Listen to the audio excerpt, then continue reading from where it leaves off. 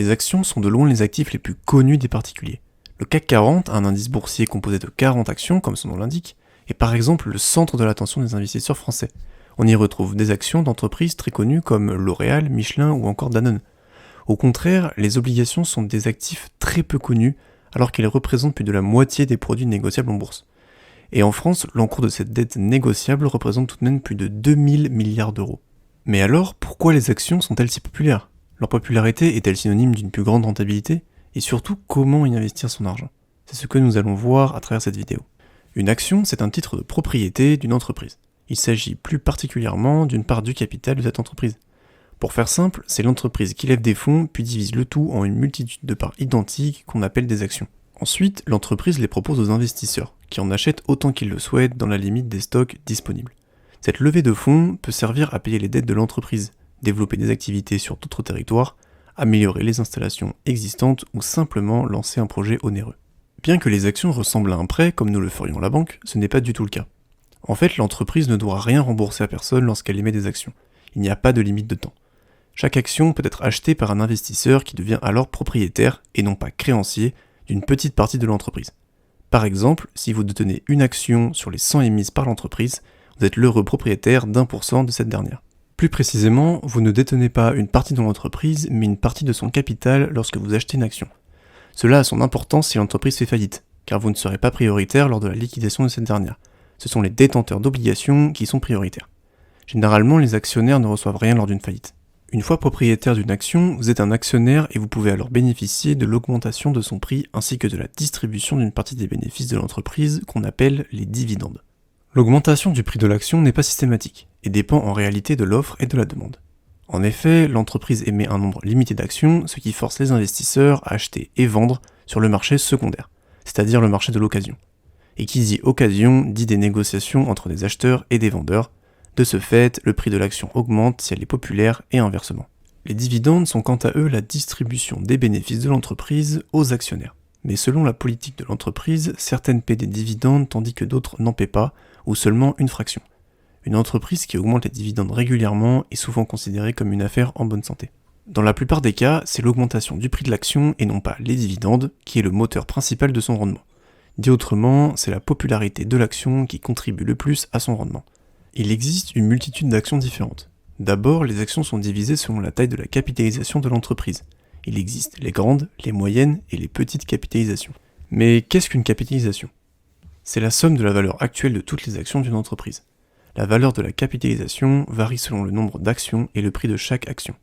Par exemple, si une entreprise possède 10 000 actions à 4 €, alors la capitalisation boursière s'élève à 40 000 €. De ce fait, c'est un assez bon indicateur pour définir l'importance d'une entreprise dans le paysage boursier.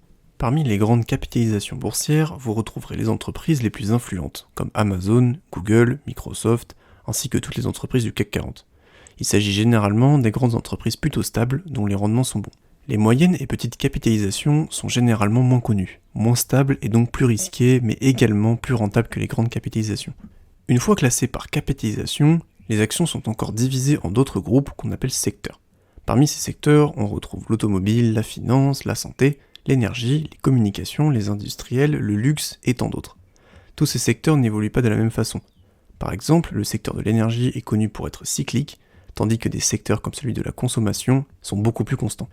Mais pourquoi investir dans les actions ? La réponse à cette question est simple. Les actions sont le placement le plus rentable depuis plus d'1 siècle. Prenons par exemple l'indice représentant les 500 plus grandes capitalisations boursières américaines, plus connues sous le nom de SP500. Depuis 1926, le SP500 a rapporté en moyenne 10% par an.